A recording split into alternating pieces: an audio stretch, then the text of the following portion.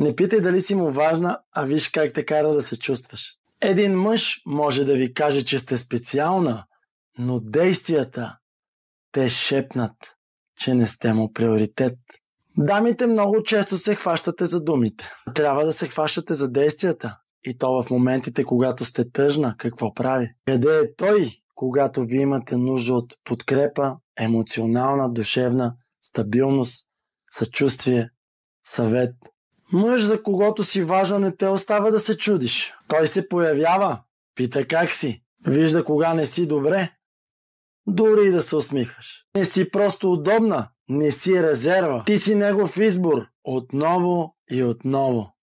И не защото си помолила, а защото той сам го е избрал. Ако още се питаш дали си му важна, значи вече знаеш отговора. Избери себе си. Моля ти се. Последвайте ме и се абонирайте за канала. Нека заедно изградим вашия вътрешен свят и имате едно красиво бъдеще.